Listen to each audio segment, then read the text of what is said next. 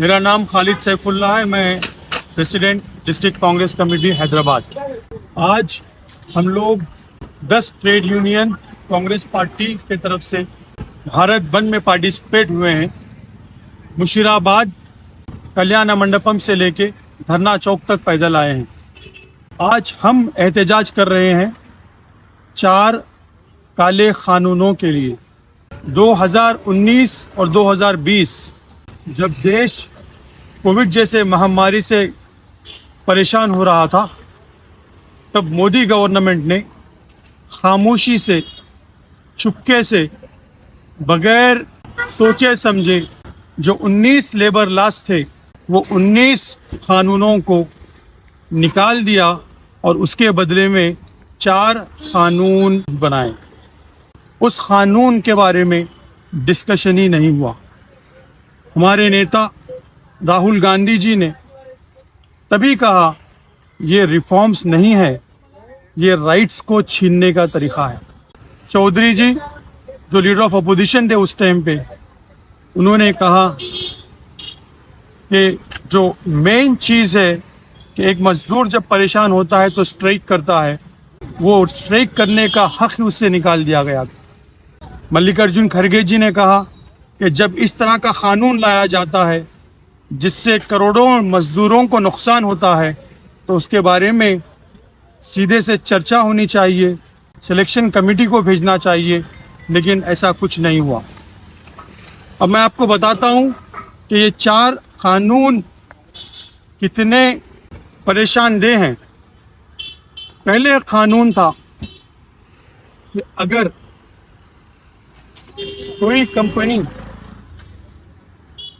जिसमें 100 से ज़्यादा लोग थे, अगर उसको निकालना चाहती है, कॉस्ट कटिंग में वो कंपनी मान लीजिए 100 लोगों को निकालना चाहती है, 50 लोगों को निकालना चाहती है, तो सरकार की इजाज़त लेना ज़रूरी था। क्योंकि सरकार की इजाज़त लेना ज़रूरी था, कंपनी के सीईओ डर रहे थे क्योंकि वो जाके सरकार को बताना पड़ेगा कि वो क्यों निकाल रहे हैं। लेकिन वो जो थ्रेशोल्ड था 100 एम्प्लॉइज़ का, उसको मोदी सरकार ने बदला के 300 कर दिया। मान लीजिए एक कंपनी है जिसमें 150 लोग और उसमें एक बेवा औरत काम करती है जिसके 2 लड़कियां हैं। सुबह वो काम पे जाती है और कंपनी का सीईओ कहता है कि 150 लोगों में से मैंने 100 लोगों को निकाल दिया क्योंकि मेरी कंपनी नुकसान में चल रही है। अब वो लड़की क्या करेगी? जब उसकी बेटी मुझे पूछेगी कि स्कूल की फीस बनना है तो क्या वो बन पाएगी? अगर जो कानून पुराना होता तो वो कंपनी ये कर ना पाती। दूसरा जो कानून है वो कानून है कि जो भी एम्प्लॉई, जो फैक्ट्री जिसमें 100 से ज़्यादा एम्प्लॉई हैं, उन्हें एक रूल बुक रखना ज़रूरी है। रूल बुक का मतलब ऑफिस किस टाइम पे स्टार्ट होती है, किस टाइम पे ख़त्म होती है, कितने घंटे काम करना है, अगर ओवर टाइम करेंगे तो कितना पैसा मिलेगा, अगर सिक लीव कितने हैं, और अगर उससे ज़्यादा लीव लेंगे तो क्या वो तनख्वाह में कटेगी, और अगर ज़्यादा काम करेंगे क्या उन्हें ज़्यादा पैसे मिलेंगे। तो जो भी फैक्ट्री जिसमें 100 से ज़्यादा लोग रहते थे उन्हें रूल बुक मेंटेन करना पड़ता था। सरकारी अफसर इसकी ऑडिट भी करते थे। मोदी सरकार ने इस थ्रेशोल्ड को निकाल के 100 से 300 कर दिया। इसका मतलब फैक्ट्री मालिकों की मनमानी, वो ना रूल बुक रखेंगे, अपने मर्जी में आए उस हिसाब से काम करेंगे। कल वो सुबह कह देंगे कि एक्स्ट्रा काम करेंगे तो पैसे नहीं देंगे, वो कह देंगे कि नाइट शिफ्ट में आके काम करो, एम्प्लॉय को काम करना पड़ेगा, क्योंकि रूल बुक ही नहीं है। देखिए कितनी ज़्यादती है। तीसरा जो सबसे ख़तरनाक चीज़ इसमें जो है कि कोई फैक्ट्री ओनर अगर लोगों को परेशान करता है, मान लीजिए 2 महीने से तनख्वाह नहीं देता, तो मजदूर कहाँ जाएंगे? कितने दिन भूखे रहेंगे? अगर वो कह देंगे कि हम फैक्ट्री में काम नहीं करेंगे, हम स्ट्राइक करेंगे, तो शायद वो फैक्ट्री का ओनर उनकी बात मान ले। मोदी सरकार ने ये रूल लाया है कि अगर कोई स्ट्राइक करना चाहता है तो 60 दिन पहले वो फैक्ट्री ओनर को इन्फॉर्म करना पड़ेगा। क्या ये मुमकिन है? मजदूर स्ट्राइक में इसलिए जाते हैं जब वो परेशान होते हैं, और अगर उन्हें कहा जाता है कि आप अगर परेशान हो तो 60 दिन बाद स्ट्राइक करो, 60 दिन तक आप आके काम करना है। ये एक मजदूरों का हक छीनना है। आनंद शर्मा जी ने कहा था कि मजदूर को स्ट्राइक करने का एक हक है, इनजस्टिस के खिलाफ आवाज़ उठाने का एक हक है। वो हक भी मोदी सरकार ने खींच ली।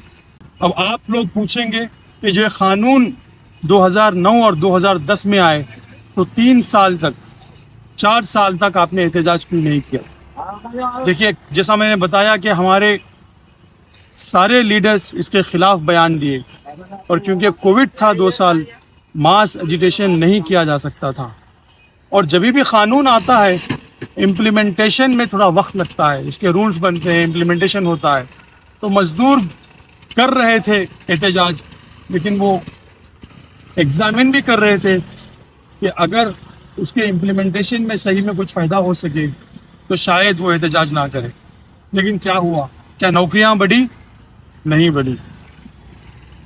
जो कानून लाए उससे कुछ देश का फ़ायदा हुआ? नहीं हुआ। अगर बढ़ा तो मजदूर पे जुल्म बढ़ा, अगर बढ़ा तो महंगाई बढ़ी, अगर बढ़ा तो मजदूरों की परेशानियां बढ़ी। तो 10 हिंदुस्तान के सबसे बड़े ट्रेड यूनियन और कांग्रेस पार्टी ने आज एहतजाज किया है मोदी सरकार को ये बताने के लिए कि हम खामोश नहीं बैठेंगे।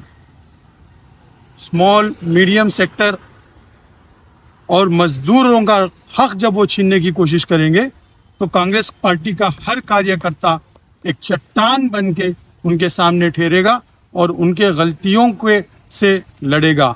ये मोदी सरकार सिर्फ अमीरों की सरकार है, ये सिर्फ चंद लोगों को ताकतवर बनाना चाहती है, और कांग्रेस गरीबों की सरकार है। कांग्रेस चाहती है कि सबको इंसाफ मिले।